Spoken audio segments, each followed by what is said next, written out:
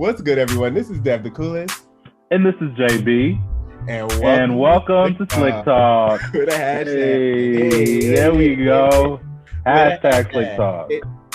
Welcome back, y'all. Welcome back. We hope you are taking care as always. We always hope y'all are taking care and staying safe, staying sane, taking care of your mental health. Yes. So today, we are in the middle, obviously, next week. By the time this episode comes out, it will be the following week, is the presidential election. It's election for a lot of other stuff too, just a general election. But, the president is like the big focus in this election. This is probably will be the most important elections in our lifetime. Yes. To date. I agree. I completely agree. Yeah. So what we wanted to do was to to help you out if you haven't made a decision yet, to kind of just lay out what each presidential candidate's stance is on certain topics. And the topics that we're going to talk about are climate change, race relations and criminal justice, the economy, so jobs and money, immigration, healthcare, foreign policy, and education. So we're just going to, and JB and I will be going back and forth.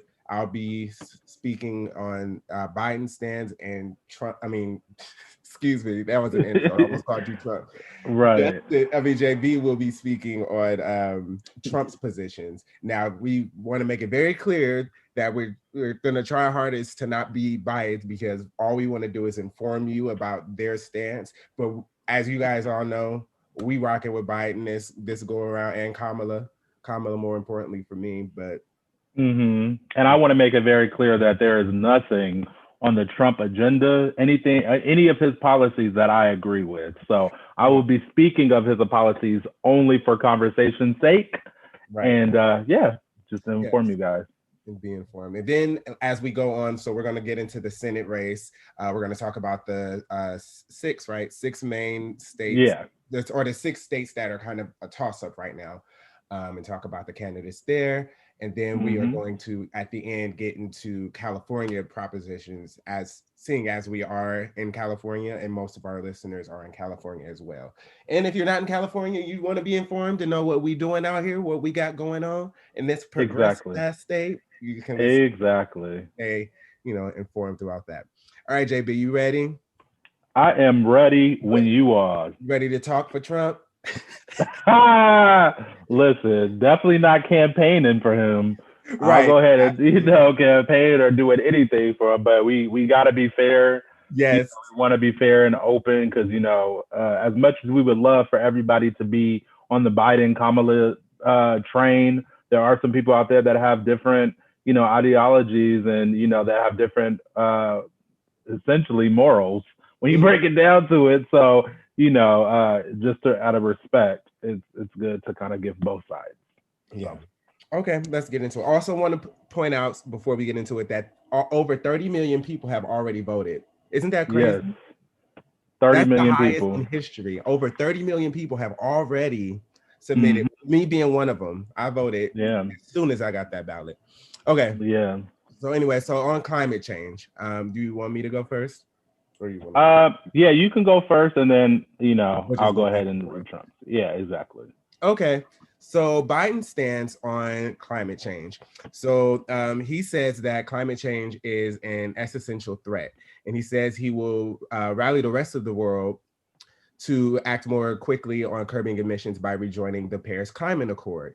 And though he does not embrace the Green New Deal that Democrats or the left kind of is pushing for, he is proposing a $1.2 trillion federal investment in green technologies research, some of which overlaps with the funding in his economics plan, and it's to be spent over the next 10 years. So, and he wants the U.S. to reach net zero emissions by 2050. Got it. Sounds very specific. Yes. So, as you guys already know, Trump has been in office for 4 years. So, I'm one to always say that the proof is in the pudding. So basically, whatever you guys have been seeing, I personally don't believe there's going to be too much of a change his last 4 years, but his stance on climate change moving forward during this election is essentially what he has already done is roll back hundreds of environmental protections, including limits on carbon dioxide emissions from power plants and vehicles, and protections for federal waterways across the country. And he actually promised this during his campaign in 2016. So one thing that he also did so far in his term of 4 years is he withdrew from the U.S. Paris Climate Agreement, which was something that was huge, which was something that Obama, during Obama's term, he took pride in, of being on that stage with, the rest of the world. And then most recently, what he has done is he approved oil and gas drilling in Alaska's Arctic National Wildfire Refuge. And to make note, that refuge has been off limits for drilling for decades.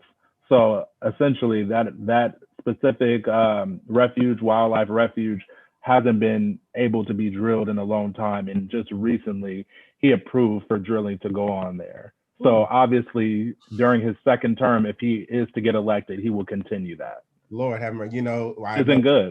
I know we preface this by saying we're gonna try to remain as neutral as possible with this thing, but just hearing it just makes me cringe. I'm like, are you kidding? Yeah, absolutely. In these fires. Anyway, let's continue. Right. It's supposed to be an opinion-based episode, I guess. But right. Okay, so race relations and criminal justice. Yeah. All right. So with regard to race, first, opposed to his 1990s crime bill, I do believe that people are allowed to grow, y'all. People are allowed to grow. Let's not be stuck there. But I do want to light that fire into that ass for what he says he's going to do, which is, so he does believe that racism exists in the United States. It must be dealt with through broad economic and social programs to support minorities. And a pillar of his quote unquote Build Back program is to create business support for minorities through a $30 billion investment fund. Now, with regard to criminal justice specifically, he has proposed policies to reduce incarceration, address race, gender, and income-based disparities in the justice system, and rehabilitate released prisoners. He wants to create a $20 billion grant program to incentivize states to invest in incarceration reduction efforts, eliminate mandatory minimum sentences, to criminalize marijuana, and expunge prior cannabis convictions, and end the death penalty. Wow. Right. So that's where he stands with. Those are some big things. Yes, with regard to criminal justice. I really hope that he does something about private prisons. I couldn't find anything with regards to that, but those are. I think he said that he wanted to get rid of them. Either he did or Kamala did. Oh, okay. I want to say that it. I'm not 100% I do recall sure. that in one of the debates. But I didn't see it on the platform. But yeah, so all of these are amazing first steps in the right direction, in my opinion. Yes. So as far as Trump, during his 2016 campaign, he essentially branded himself as a firm advocate of law enforcement and has remained so during his presidency. Most recently, he escalated his support of police. He escalated his support of the police amid the nationwide protests against racial injustice, which is telling in itself. There was a bipartisan bill that was introduced in 2018 that was signed. And basically what that did was reform laws at the federal level, and it gave judges more discretion during sentencing, as well as strengthening prisoner rehabilitation efforts. Moving forward, his promise, if to get elected, is a follow-up Second Step Act that would address employment barriers for former prisoners. And though no such legislation has been proposed, he basically says that that's something that he's going to take hold on and move forward before the end of his presidency, if he was to get elected again. So the last thing is that he has stated that the controversial chokehold method for restraining suspects should be prohibited. and he said this generally speaking, but he has not moved forward with enforcing a ban. So those are some of his. I mean, some of the things that does sound like have happened under his presidency, like the bipartisan bill in 2018. Mm-hmm. But I personally believe that more can be done under his presidency, especially seeing all the rhetoric that comes out from different people saying that he's a racist and saying that he doesn't, believe in this and he's a law and order president or whatever the case may be. So I personally feel like more can be done, but that's essentially what has been done. And then the last thing I want to say too, when it involves race and Trump, is that he has definitely shown time and time again that he is a racist person. Like I don't know how to say it even more clearer than that. Yeah, he has proven time and time again that he's a racist person, and the most recent time that he has proven it is when he didn't denounce the white supremacy group as well as the Proud Boys. So that was the latest, development in his race relations type of program. But yeah. Does he even have anything on his platform regarding race specifically, or is it all just criminal? No, it's all criminal justice, which is not surprising because he has stated from the beginning that he's a law and order president, which makes sense because I actually was reading this documentary that basically stated, I'm not reading, but watching this documentary that basically stated that do you remember the name? I don't remember the name of it. Or was it? You know what? It was 13 by Ava DuVernay. Oh, 13. Okay. 13, yeah. Excuse me, not 13, 13. But it basically was stating how presidents going way back have always thought to use like the slogan as law and order, like a law and order president, because a lot of Americans in general, I guess, appreciated that back then. Okay. So essentially his stance when he first got elected and even up till now is being a president of law and order. And that's the most that goes into play. So. All right. Well, interesting. So, interesting. It's different. Okay, so now we're going to get into the economy and their stance on economy. So, jobs and money, how we on our table, and how we get job, how we work, how we maneuver through life.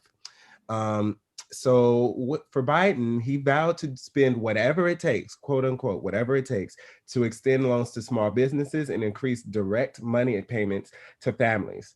So among the proposals are an additional $200 in Social Security payments per month, and rescinding the Trump era tax cuts, and also giving a $10,000 student loan forgiveness for federal loans.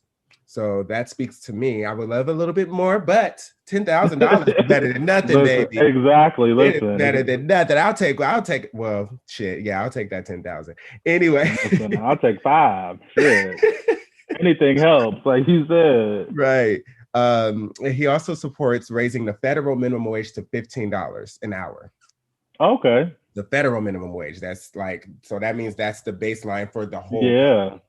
And he also wants to make a $2 trillion. Which would, I'm sorry. I do want to say something though with that. And I just thought about just a sidebar because I know we're trying to get through these, but that would be interesting for him to do that only because like the cost of living in certain places is way below like somewhere like California. So if you're giving people a minimum wage, a base minimum wage, a federal minimum wage of $15 an hour, like they're literally going to be living above and beyond with it. I'm not saying that I'm against it, but it's interesting because, you know, $15 an hour in California can't even really do us anything. It does some people something, but it can't really do anything. And when you look at some place like, let's say Georgia or something, you know, like $15 an hour when their minimum wage is like, I can't think of their minimum wage, but their minimum wage is way lower than that right now. And the cost of living is also low as well. So adding $15 to their cost of living would make them be living like kings, you know. And, so and to get to your Georgia's minimum $5.15. Yeah, is it $5.15 an hour? Mm-hmm. Yeah, $5.15 an hour the minimum. And you talking about adding $10 to that? You know what I'm saying? Like, right. I'm not against it. I'm not saying that I'm against it. Get your coin if they're giving it to you. But it's just an interesting takeaway. Well, yeah, and you think that those red states that are poor would want Yeah, that. yeah. It seems to me that they usually voted in against their interests, but Hmm. that's neither here nor there. And I'm glad you stopped me because I did want to make a quick point about the first point I made about the tax cuts, because there's been a lot of talk recently about Biden raising taxes Yeah, on us, and I want to just Kamala has said it. I think we said it in our last kind of policy episode that we had. Um, it's only going to be applicable for people that make over $400,000 a year. How yeah, many people do y'all know that are making $400,000 a year? exactly. Like, I'm definitely not making that much. I would like to, but I'm not. But I'm paying more in Right.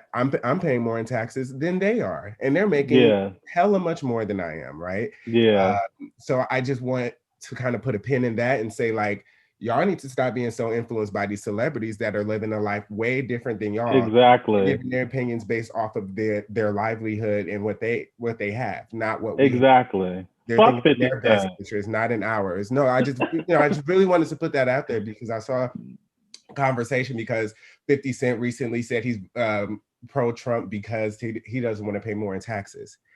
And it's Yeah, like, that's well, what I said. I said fuck 50 Cent. oh yeah, but people were kind of like rallying behind him because they just saw that he said that he's It's raising taxes, but they 66%. didn't do their research to see what that meant. So they're Hmm. raising his taxes, not your 5.15 an hour ass. Okay, let's make Exactly. that very clear.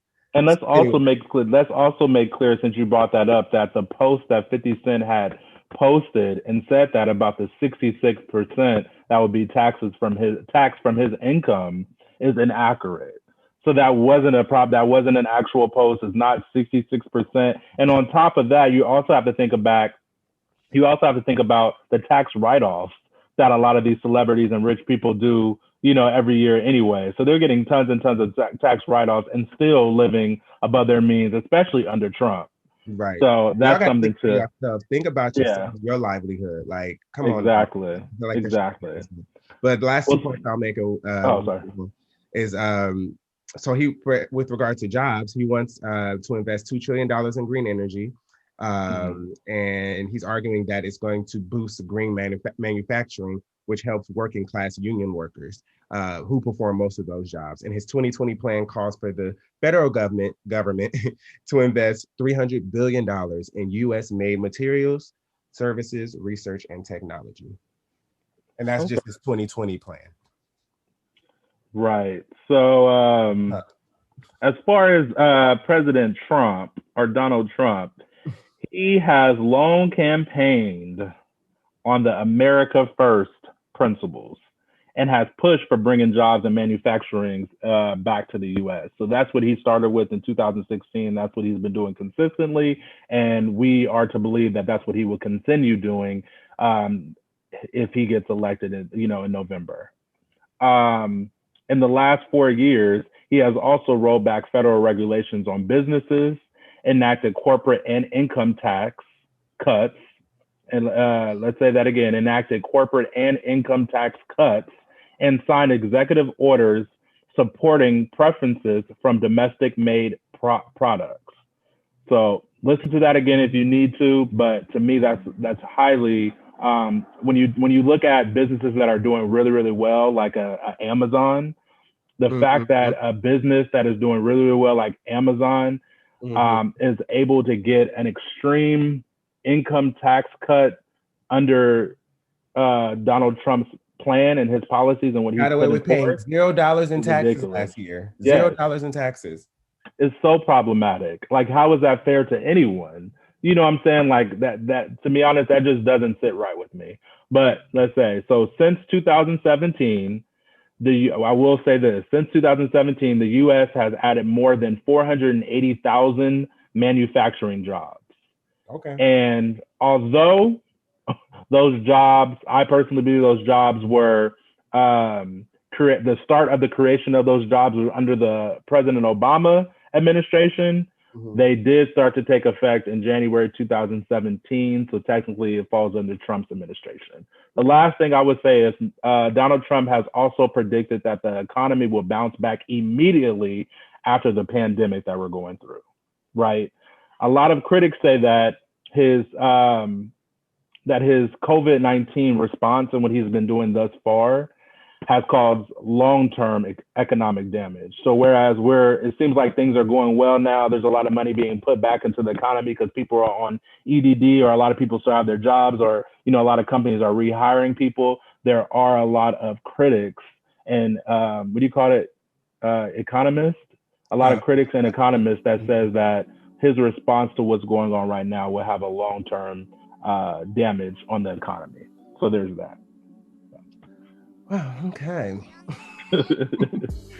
So it sounds like the contrast between these two candidates while we're going over these, their policies and their stances couldn't sound so much different. You know what I'm saying? Yeah. Like, I just want to highlight that in the middle of us going over this.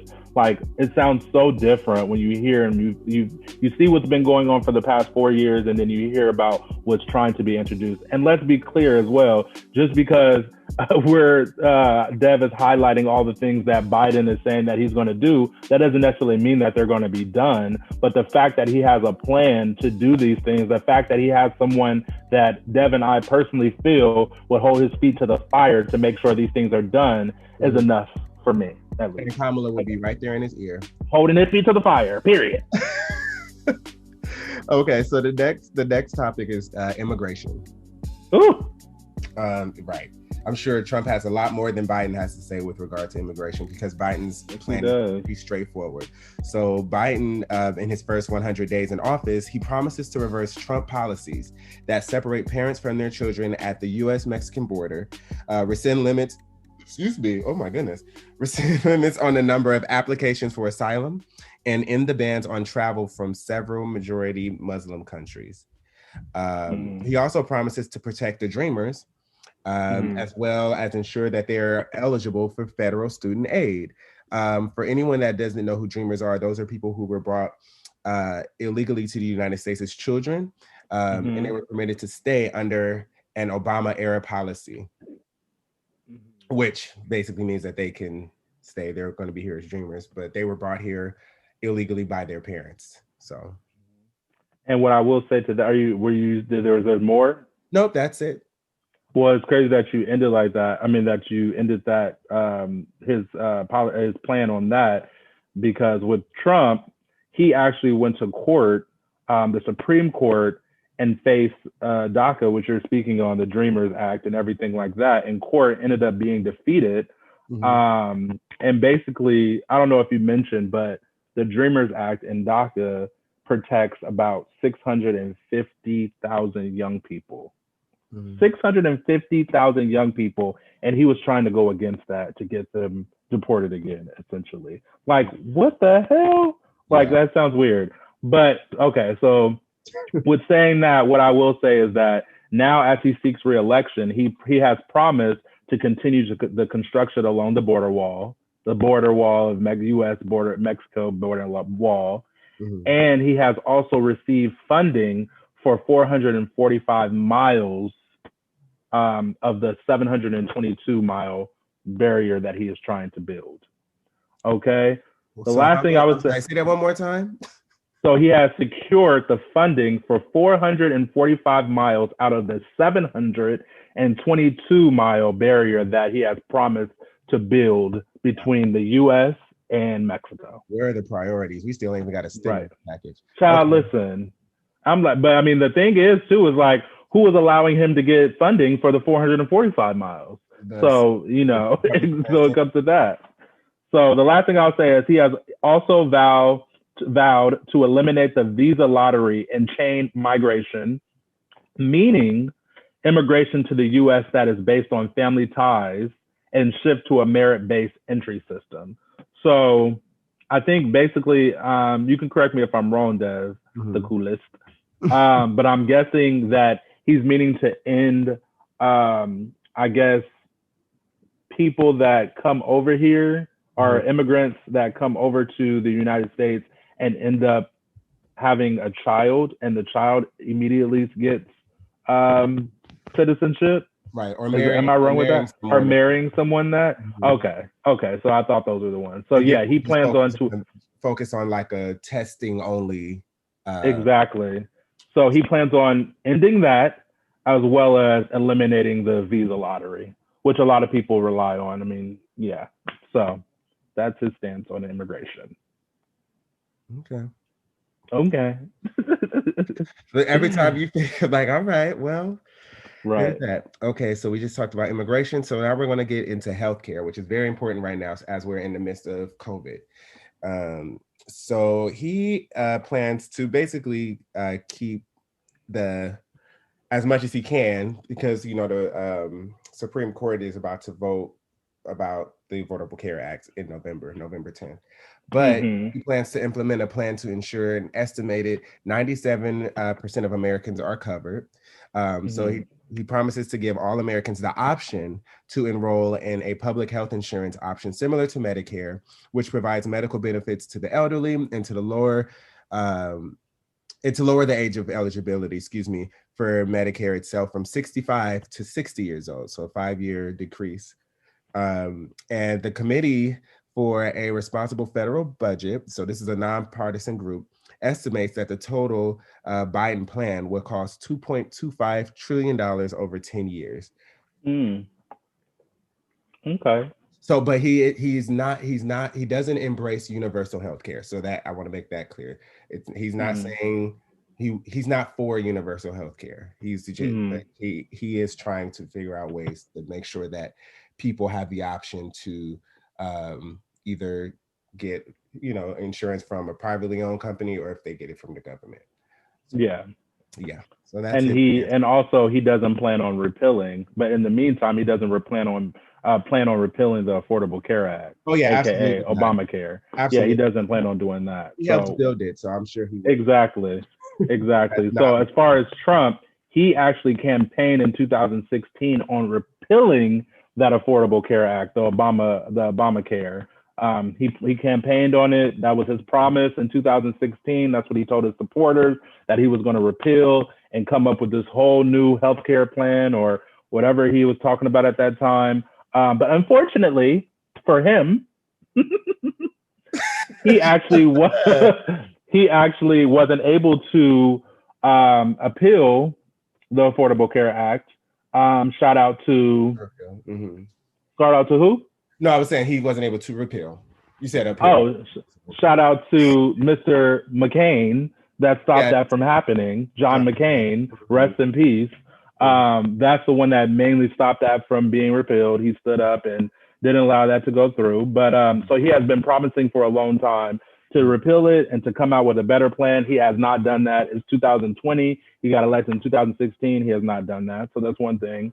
Mhm. President Trump has also promised to bring down the drug prices in the U.S. And in July, he brought in measures that would allow discounts and import from cheaper drugs from abroad. Though some industry analysts have said they would not much, uh, sorry, some industry analysts have said they would not have much effect, the drugs that he planned on bringing over. And then lastly, he declared the opiate crisis a national health emergency in 2017 and offered a 1.8 billion dollar he offered 1.8 billion in federal funding to states for prevention, treatment, and recovery measures. He has also taken steps to restrict opioid prescribing. So, Okay. All right. So now we're going to get into foreign policy. I think a lot of people don't really think about foreign policy or care about foreign policy, but it actually is very, very important. This is our perception on the world stage. This is how mm-hmm. we look to other countries around the world. The United States has had a long standing of just being one of the top countries in the world, and now it is looked at as a laughingstock. So foreign policy is actually very important and should be considered. So Biden wrote that as president, he will focus on national issues first. So America focusing on us first, domestic issues. But that said, there is little to suggest that Biden's values on foreign policy has shifted away from engagement on the world stage. Excuse me. The opposition to Mr. Trump's just crazy isolation Right. one. So Trump currently, to make that a little bit more clear, is focused on America first and America only. Biden is more American first, but open to the possibility of working with others. Okay. And also Biden, he said that China should be held accountable for their unfair environment and trade practices. But instead of a unilateral tariffs, he proposed an international coalition with other democracies that China, quote unquote, can't afford to ignore, though he has been vague about what that means. Interesting. Interesting. Yeah, quickly. So basically, Biden wants to include the world again. Our allies, build absolutely with our allies again. So, which is to me, honestly, the best way to be. Only because, I mean, we have some strong allies. Like, we can't just stand alone in some of the places that we are stationed. Our troops are stationed.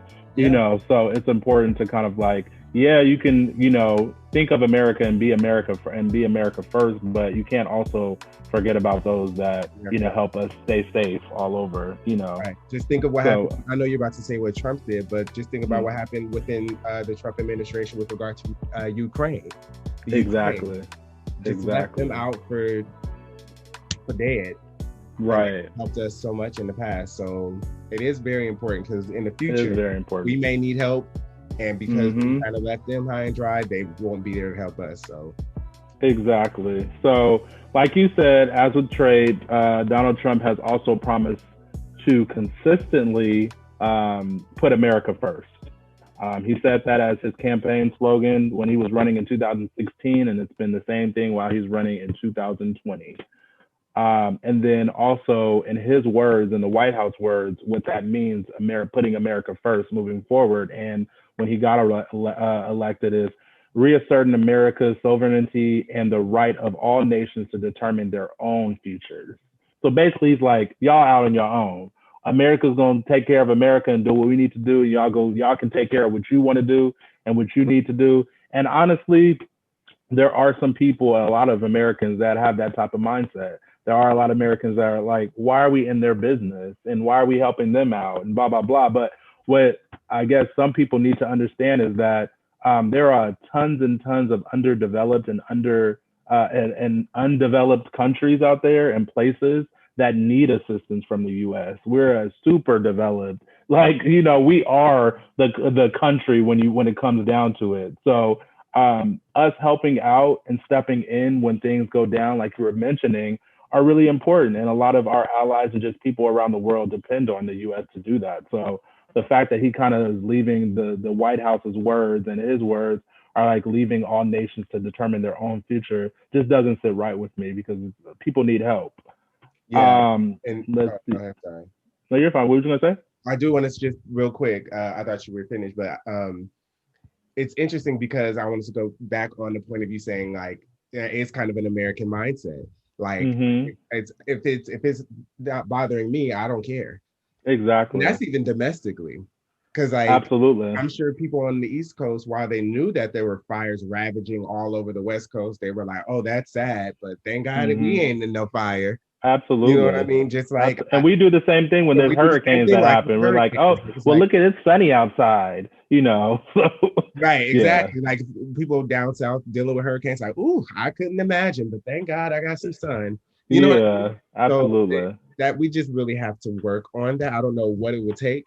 I'm sure it won't change in our lifetime, but you know, with regard to global affairs, we should really take that into high consideration. Go ahead. Absolutely.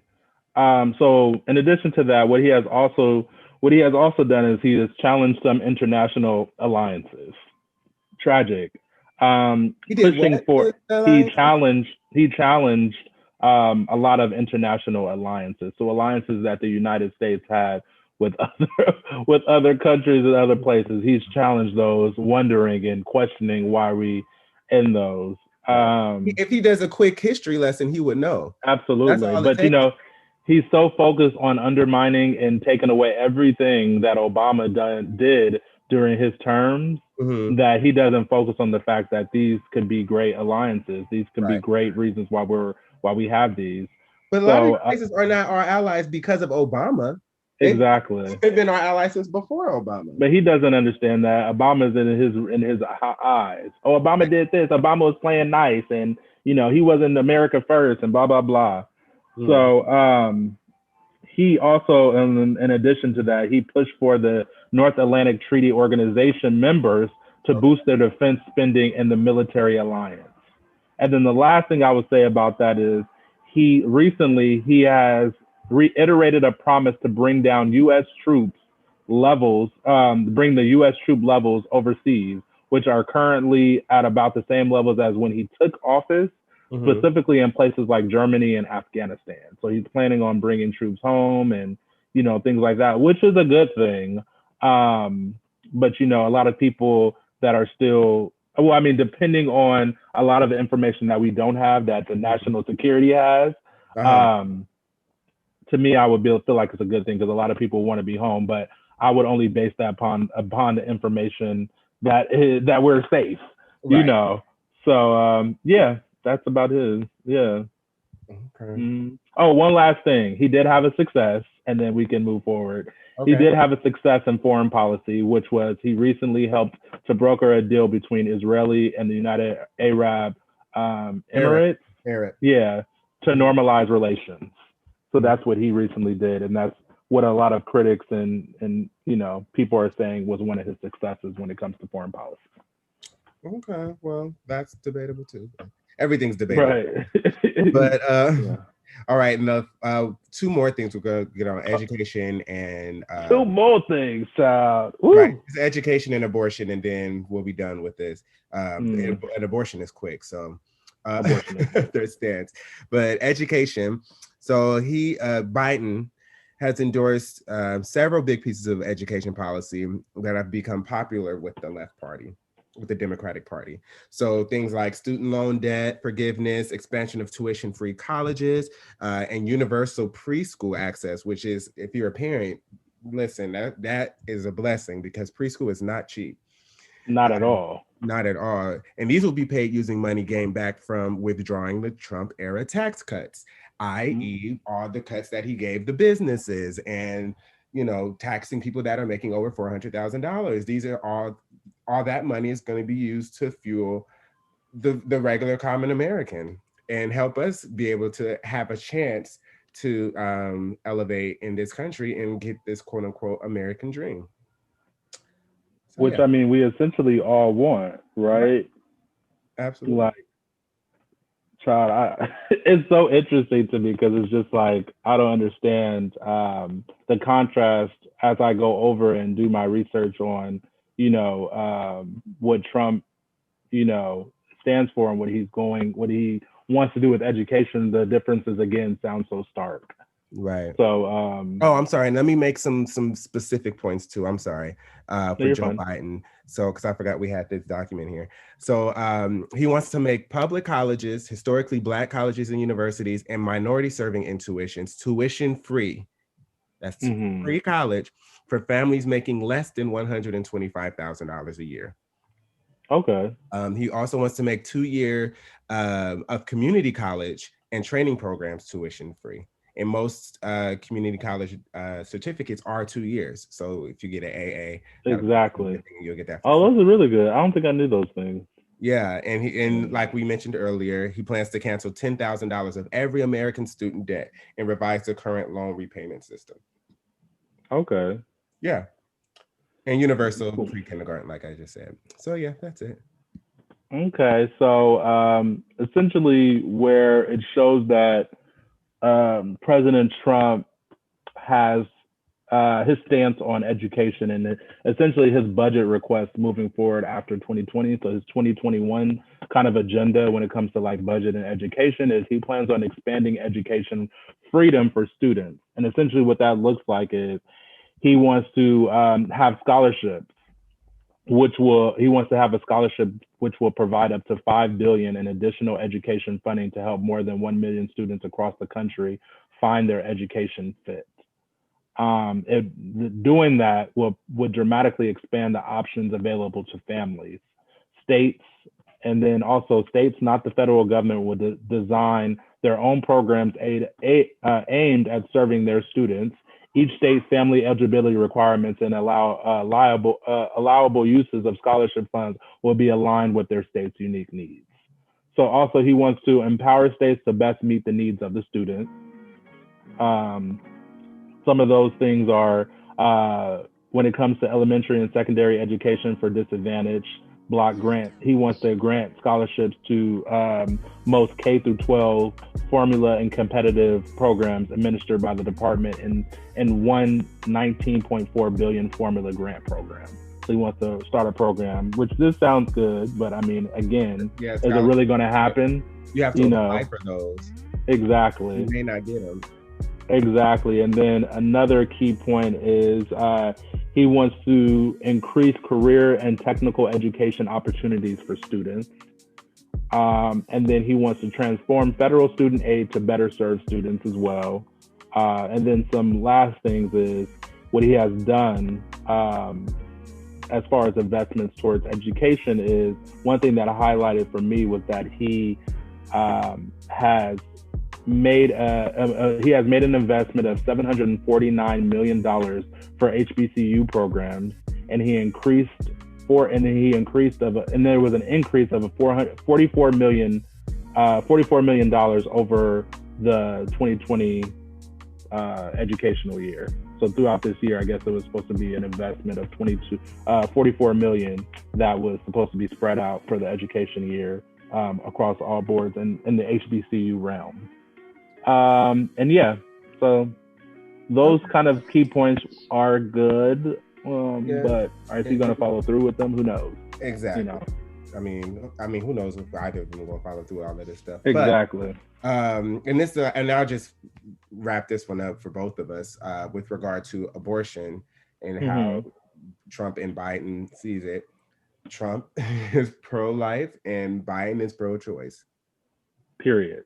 That's basically what it is. So, absolutely. I mean, Trump said in 2016 that he will nominate any Supreme Court justice that will overturn Roe versus Wade. So that, and we're in the middle of Amy Coney Barrett she's going to be nominated into the Supreme Court. That's just So that's kind of a nerve-wracking thing, which, you know, they've been having these conversations about court packing. I don't know. I'm kind of not against it at this point because I feel like the Republicans have been so hypocritical when it comes to where they stand. So I feel like I don't mind with this case if the Democrats are hypocritical.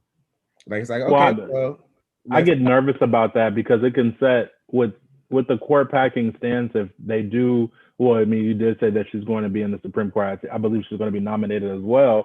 But I'm nervous about the whole Democrats doing the court packing thing because then it can set a precedent of like if the Republicans get back in power, or if there's the next Republican president, that they can do the same thing. You know what I'm saying? So if the Democrats come into, it's like we don't want to have 20 Supreme Court justices sitting on the thing after a while because they can technically go back and forth.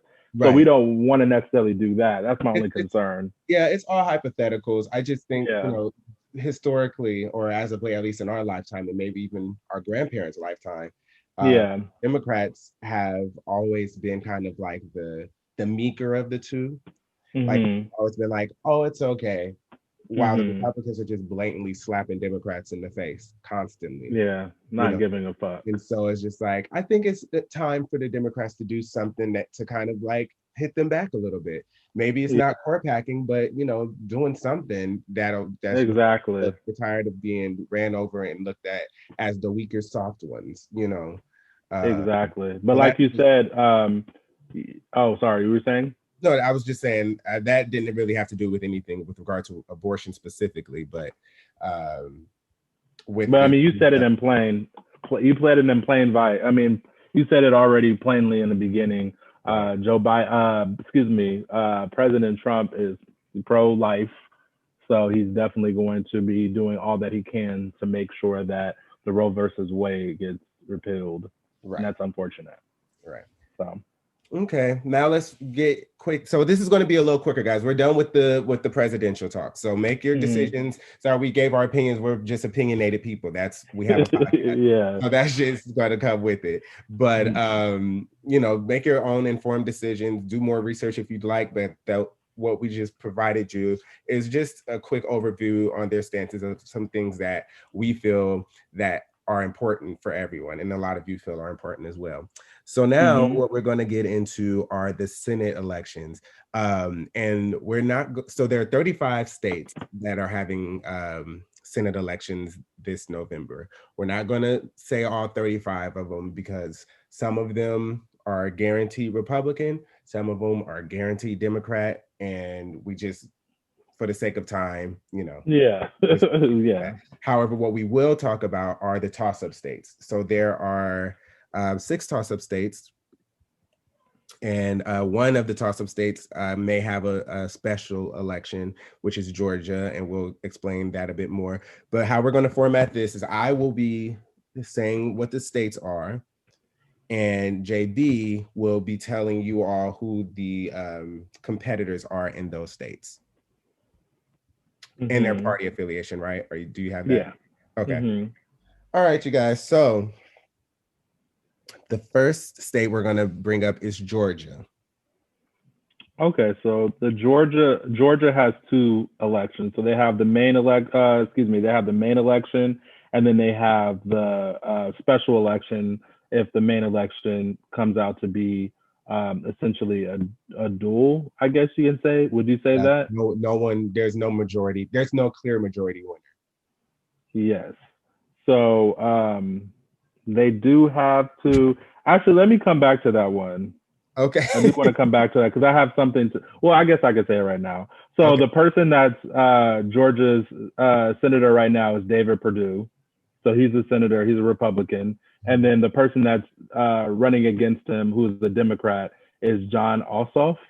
Mm-hmm. That's Ossoff. So David Perdue is already the senator of Georgia. He has been. Oh, excuse me.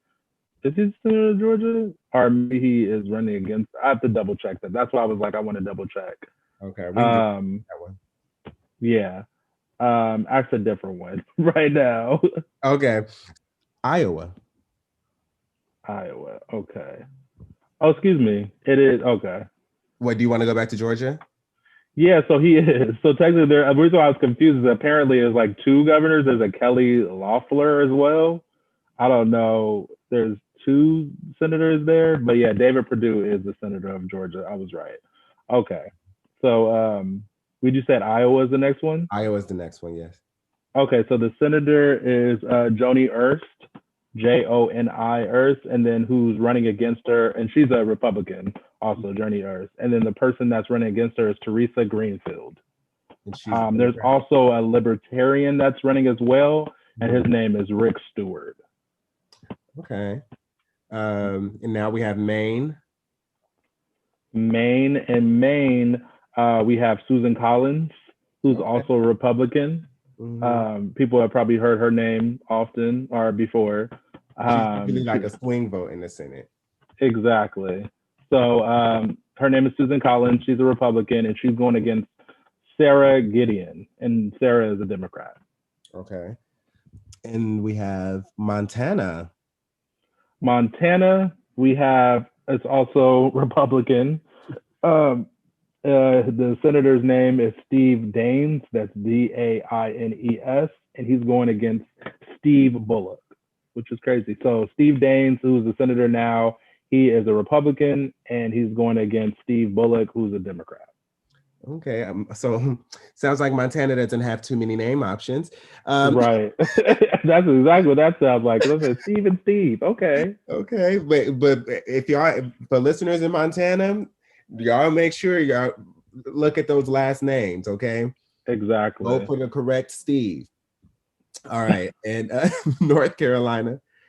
Come on, North Carolina. Come on, stand up. I don't know the words. Anyways, his name, the senator of North Carolina, he's a Republican. His name is Tom Tillis. Trash. The Democrat that's running against him, his name is Cal Cunningham.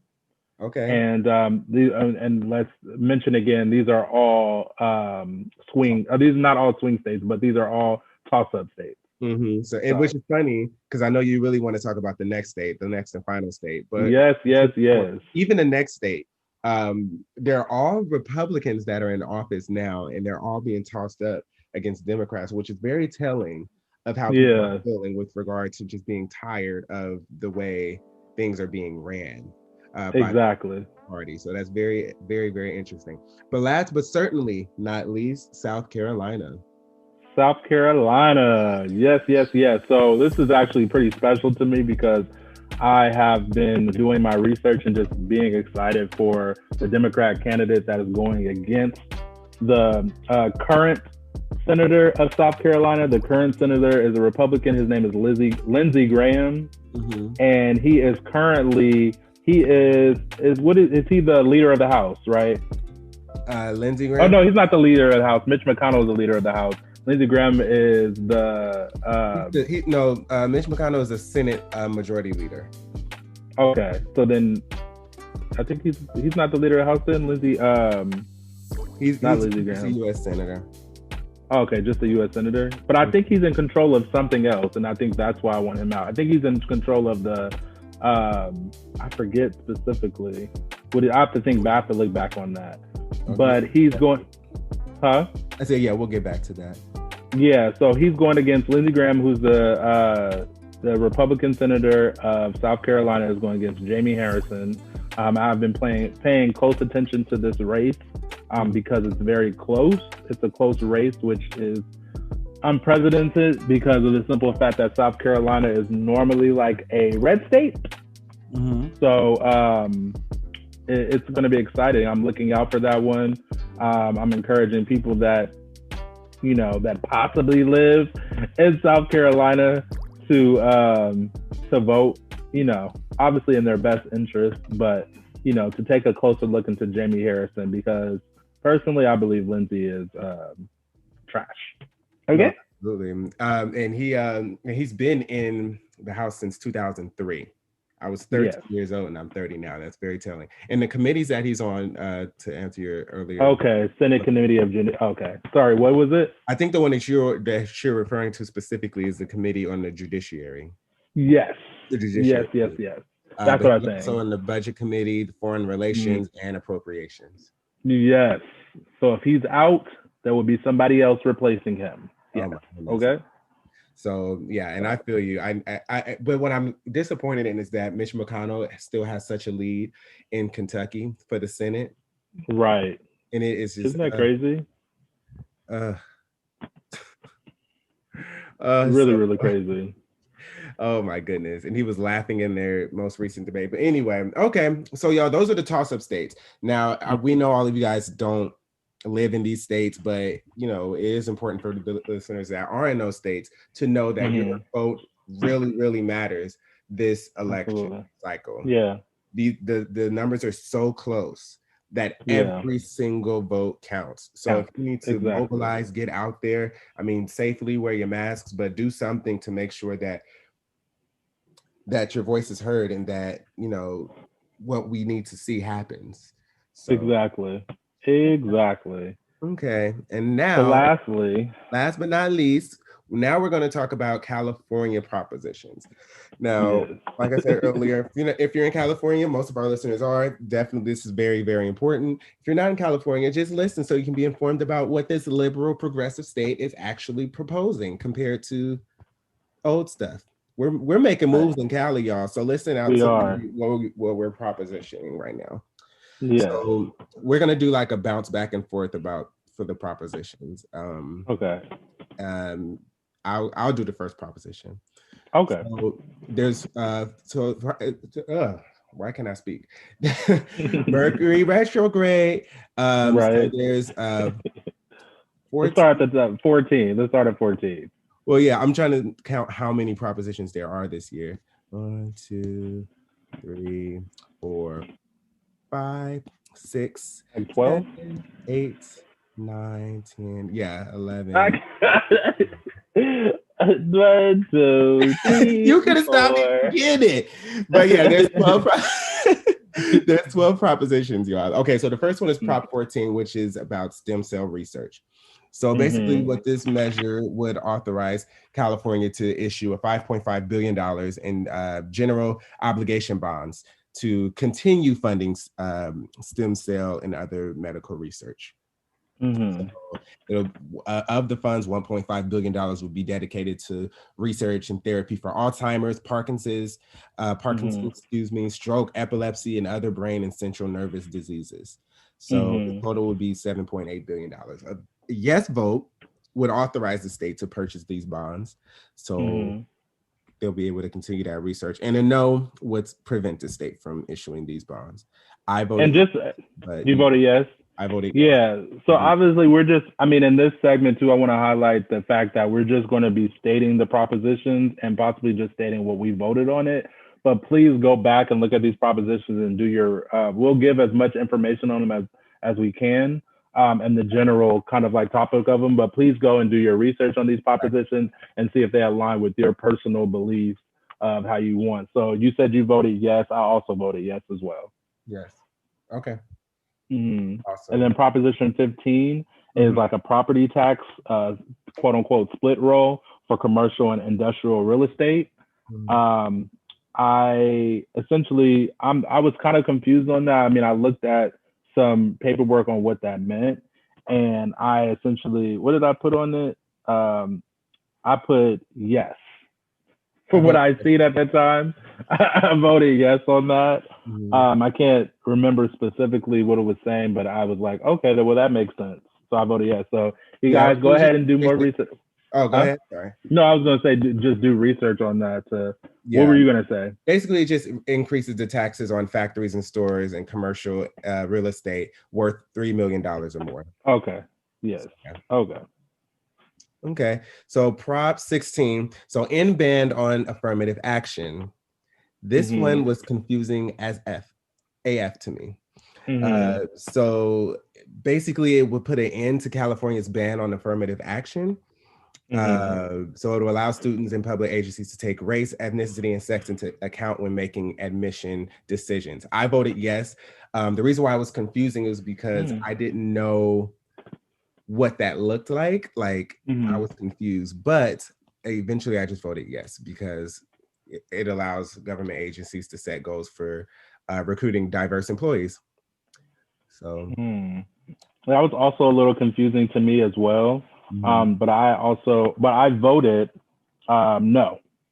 Okay, why is so that? I voted no on that specifically because I think that because of the stark differences between like minorities in this country, I think, or in California specifically, I think it's important to take race, ethnicity into account when coming up with different programs or grants or things like that. I know I had a conversation with someone that said that could be a little tricky only because there could be a discrimination factor that comes into play when looking at race. If you see, a certain person that's applying for, a program or whatever, you notice that he's Black because this hasn't been repealed. Excuse me, you said you voted no or yes? I voted yes, and I'll say why after you're done. Oh, okay. Yeah. So essentially, if it hasn't, if it's repealed, then essentially a lot of people are concerned that bias and discrimination can play a part with choosing who is right to be in these programs that allow affirmative action and things like that. So that's essentially why I put no, because I think it's more beneficial. Me personally, I believe it's more beneficial to have them right now just to help out, those that are affected by not being able to join certain programs and things. Right. And the reason why I said yes, the reason why I said yes is because it's the ban on affirmative action. And affirmative action was put in place to allow more diverse things. So if you think of college, affirmative action allowed schools to open the doors more for people of color and women. And that right now there is a ban on affirmative action, which means that that is not a factor. So I voted. That's why I was confusing. Okay. So I voted it is confusing to end the ban on affirmative action, so that affirmative action can be allowed again. Does that make sense? That does make sense. That's why I voted yes on it. But anyway, I that was one of the more confusing ones for sure. It is confusing, yeah. Yeah. So anyway, yeah. Next one. And then you want to say the 17 one? Did you Or say no? 16 or me? I said 16. It does. Oh, okay. It So doesn't number matter. 17 is restoring. Number 17 is restoring parolees' right to vote. I put yes Yeah. because yes, they deserve rights to vote after they finish their sentence and everything like that. I think they are still going to be paying taxes, and as long as they're abiding by the laws and everything like that, why not restore their right to vote? So absolutely. That's the easy no-brainer. So Prop 18, so it allows 17-year-olds to vote in primaries. So basically, if they're going to be 18 by the time the main election comes around, in the general election, they can vote in the primaries at they're 17. And I say yes to that. I say yes as well. Let's see. Proposition 19, transfer of property tax assessments when homes are sold. Essentially, I mean, that sounds what it is. Transfer of property taxes. Transfer of property tax assessments when homes are sold. I put no. Okay. I just put no. I just put no. I literally just have to be honest with you, I can't really elaborate because I just have them up. And when I was filling out the thing, I haven't sent it in yet, but when I was filling out the forms and everything like that and going through everything, I was doing my research one by one and finding out specifically what it meant. So going right now, I just know what I put, but I honestly forgot what I put for that. I feel like the compassionate side of me would say yes, but the logical side of me would say no. So I can't give you an answer to what I said because I voted like 2 weeks ago now. So, but anyway, okay. So Prop 20. Oh, this one is interesting. So basically, it's criminal sentencing. It will allow. It'll roll back some changes to California's criminal sentencing laws over the last decade. What is it? So the measure would require people convicted of drug theft or domestic violence misdemeanors to submit to DNA collection for the state database. It will restrict the number of inmates eligible for parole by adding drug theft and other crimes to the list of violent crimes or sentence enhancements, including excluded from parole review. So yeah, where's your stance with that? What did you put on that? I also forgot.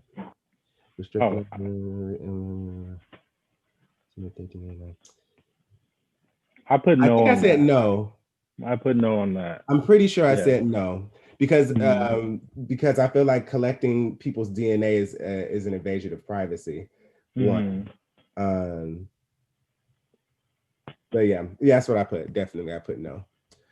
Okay, so Prop 21, rent control authority for local jurisdictions, and I put yes. Absolutely put yes. Also, do your research on that as well. I'm just going through it. Okay, and then Proposition 22. So rules for app-based drivers. I know this one is confusing. I put no for this one. But there's been a lot. I put no as well. Yeah, there's been a lot of push for yes. Do your research, like JB's been saying, but don't be fooled by all of the yes on 22 because that is a lot. It's millions of dollars then going into yes. So I voted no. Look into it. Prop 23. Prop 23, dialysis clinic requirements. This is also tricky for me, but I put. Wow, this is tricky for me. It's still, it's still kind of tricky. I haven't officially voted yet. I've gotten my ballot and everything like that. I haven't essentially sent it in yet. Yeah, I put yes. I put yes on this one because it would require that there be a doctor, a healthcare professional, right? Yeah, they're 24/7, and you can't discriminate against patients based off of their insurance. Yeah, I said for sure.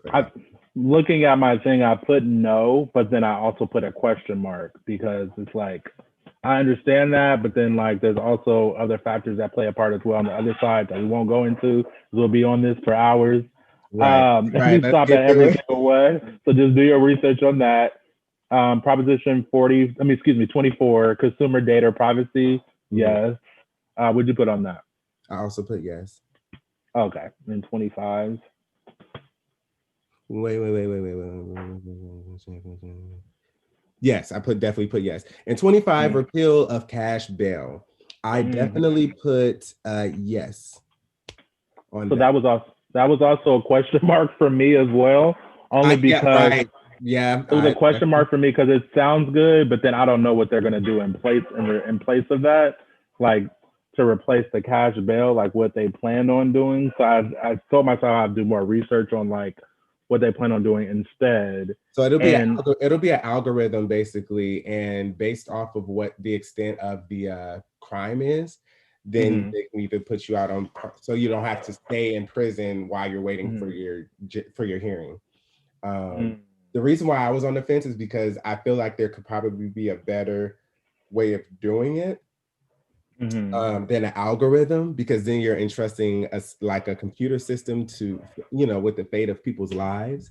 So that's why I mhm, said no, or I didn't say no, but that's why I was considering no. But I said yes because it is a step in the right direction, because there are so mhm. many people that are disenfranchised and can't afford to pay Get out cash on bail, bail. you know. Yeah, So for the pettiest crimes, which is crazy. You have exactly, someone that commit murder and is out, a rich person that commits murder and that is out on a $1 million bond, as opposed to someone that commits a petty crime and they mhm, can't even pay $2,000 to get out. So, you know, exactly. So I think not it was a right. step in Yeah, the right direction. Yeah. yeah, I get it. But I anyway, get okay, y'all. Thank you. Listen, we know that it. because we don't really talk politics like that on this show. Y'all know how we rock, but we know that it's very important to be informed. Mhm. As JB has been saying, do your own research.